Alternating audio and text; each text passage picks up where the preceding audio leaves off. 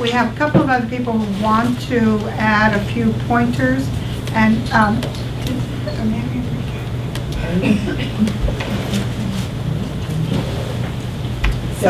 yes, they're right there. Oh, okay. Come on up. It's your turn. Yeah, I wasn't sure if that was you. This is Mary and Rick Hubbard. Good evening, everybody. And they're going to share a few anecdotes with us, and if I could ask you to keep it to about 5 minutes. I'll do my best. Please. And then we have some other people who are going to share some things with us, then we want to open up to questions. Sure. Okay. This is a good lead into what Eileen finished with. Speak up, please. What I'm going to speak tonight about is specifically related to Agenda 21, and it comes in many guises and many shapes and forms. In Dover recently, they had something called Dover 2023. What they said is that they want to see what the citizens of Dover want in our 400th birthday in 2023. And they sent out this beautiful flyer. We want you to help us have our vision. I'm not ready for this yet, guys. Okay. So what they did was they invited all the members of the public to come to the sessions that they held in Dover. And of course they held them at the schools. So when you go in there, you sit in the little chairs or the little benches and you feel like you're back in school. And there's a facilitator. And the thing that you have to understand about these visioning sessions, and they're called many things, but normally there's a target date that's out in the future, is that there is already a predetermined outcome. They already know what the vision is, but they have to make it look like the public's involved. So what they're doing is they're manufacturing consensus. And when you get to these meetings, for example, there are about 50 people here. In the sessions in Dover, they were lucky the first meeting to get 30.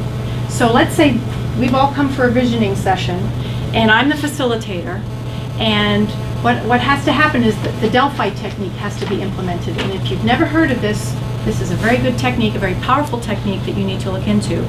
I knew I was going into a situation where that was going to be implemented on me, and I still almost got sucked in. It was so powerful.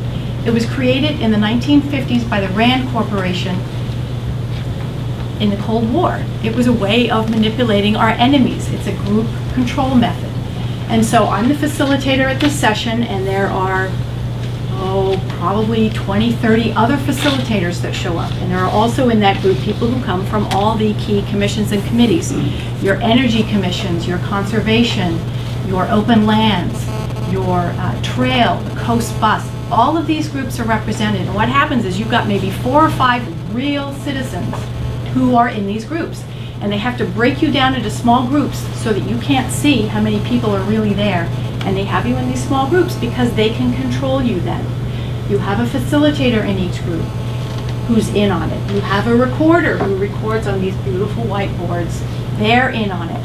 And in your group, you might have 1, maybe 2 members of the original of the actual public who are in there. And so what do you see coming out on these boards? Everything related to sustainable development. We want a walkable community. We want affordable housing for all, free internet for all. We want mixed use. We want more land conservation. We want a brand new high school, state of the art. We want a new fire station. We want a new police department.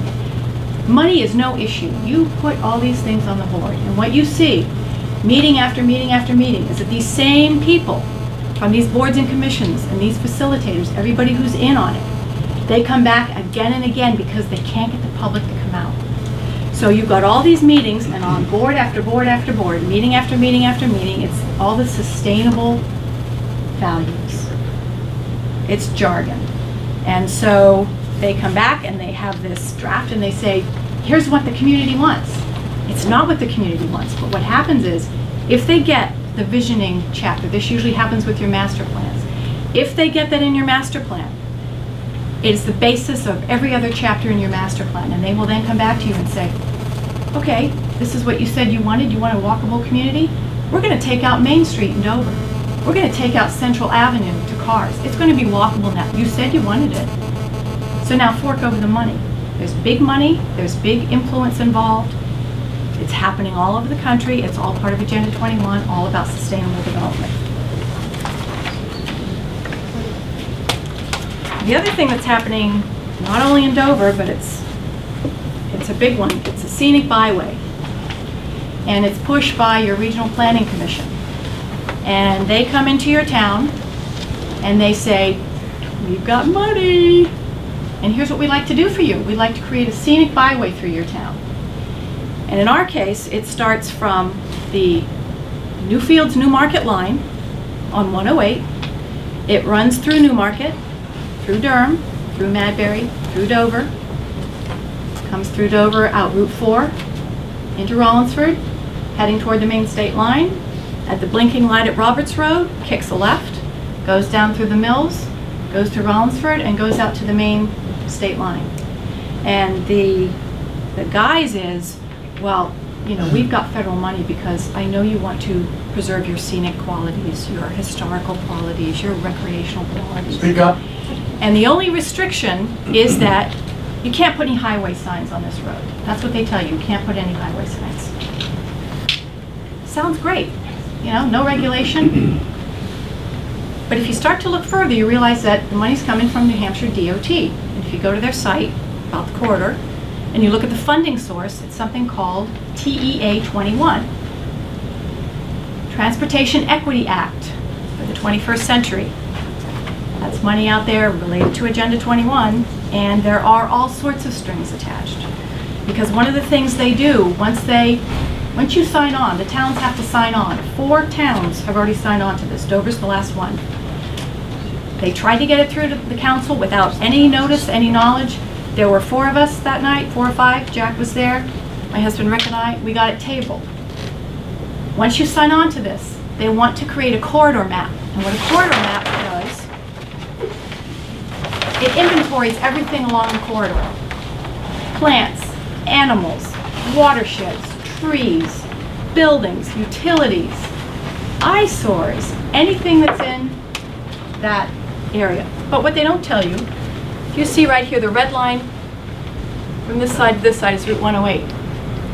It's a quarter mile either side of Route 108 that they're inventorying and that will be affected. So it's a half-mile buffer. In purple, there are all the properties that are in the quarter mile. In Dover. It's a stunning, stunning thing. And they'll tell you, no, the quarter mile is just, that's how we do it. We have to look at everything along the roadway so that we can assess how best to keep your qualities, how we can do that. Oh, and they didn't tell the other communities that. They just brought in, they said, we've got money, there are no strings attached except for the sign thing. We know you've got great historical resources. They didn't tell them about the quarter mile. And people didn't even think to ask because the way it was presented was, it's just the roadway. Well, it isn't. It isn't the roadway. And the problem is that if you look at the literature, if you follow the trail, where's the money coming from? Okay, then it leads you somewhere else, which leads you somewhere else. What happens is, as soon as that corridor map is made, they can come in and they can initiate condemnation of your property. They can come in and take it by eminent domain.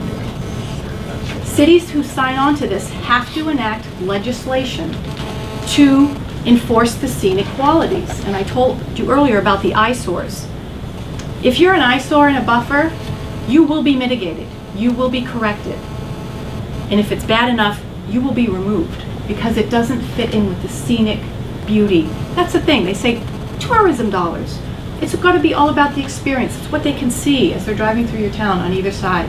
And if there's a junkyard there, or if there's something that really doesn't look that great, they can come in and say, you're in violation of the scenic byway. Either move it, tear it down, fix it at your expense. And they don't tell you that the cities have to maintain everything once it's put in, once the federal money's given. It's an 80-20 match. We have to pay 80 up front. We get reimbursed for it if we're in compliance. Now, one of the things, I'll tell you why that's so scary. I don't know if you folks have ever seen this map. It's a biodiversity treaty map. This came out of Agenda 21. And you'll see there are a lot of pretty colors on this map. Well, all the red areas on this map are areas where there is no human habitation. This is projected for 2050. The green areas, I don't know if you can see them, they are privately owned lands. The darker green areas are federally owned lands. And then the yellow are all buffer zones. okay? These corridors are going in everywhere around our country, and they're coming in under the guise of scenic byways. We want to promote your town, we want to promote your resources, but this is the ultimate goal, and it should scare the pants off you. Yeah. And if you folks have one of these, you know a community that's going to have a byway going through, I would suggest you do what we did. We went to the city of Dover, and we said, from their own records, we'd like a map of 108 and a quarter-mile buffer on either side.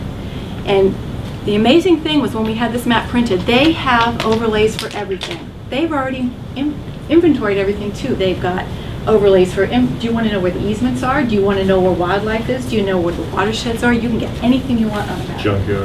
Junkyards, they inventory those too. So this is a good visual to show folks, and we are going to be, we have a flyer made up that we're going to give you when you read that's about the corridor, but we're going to go door to door to all these people within the corridor because they don't know what's coming. They have no clue, they have not been notified. By law, they should have been 30 days prior to a public hearing, certified mail, anybody who has property in that corridor, but they were not notified. This is a serious, serious issue, and it's happening everywhere. I will end with a few thoughts for you folks. When you are presenting or you're dealing with these things in your towns, you need to know what you're talking about, and that's going to require a lot of research. It's out there, but your town officials, your appointed members will probably not take the time to do the research. You're going to need to do it. But as we all are getting educated about what's happening in our towns, we have already started doing research, and so we may have just what you need. And don't feel shy about calling or emailing and saying, hey, I heard this is coming up in our town or my neighbor's town or my friend's town. Do you have any information on this? Because we're going to get to a point where we need to be able to share information. A lot of time to research all of this. The other thing I would tell you is that we almost don't have any time left. You need to call a spade a spade. And if you don't know it yet, in this country, we are fighting communism once again. And people don't like to talk about communism because it turns other people off. And geez, you know, I'd rather have them on my side. Communism is communism, and treason is treason. And the reason I say that is that our town last night had a planning board meeting, and the facilitator for the visioning session was there, presenting this. And if you look at the Dover website and they talk about their sustainability objectives, it is based on an international framework of goals. This is America. We don't use international stuff. We don't use Agenda 21 in our community. And if you're familiar with Article 1, Section 10 of the United States Constitution, it is treason. It is a violation of our Constitution to enter into any sort of compact, agreement, treaty with a foreign entity, which is exactly what the city of Dover is doing. And we spoke last night and we said, ladies and gentlemen, if you pass this, if you even consider this, you are guilty of treason. And you have to go to that extent because we don't have any time left. You can't be politically correct.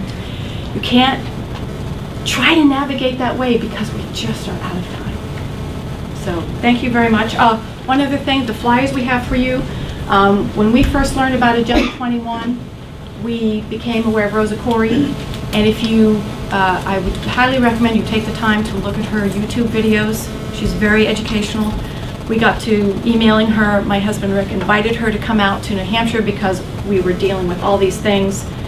She is coming out, and we have about a dozen of her books available for sale in the back tonight, and she will be having books at her events as well. So I just want to let you know that.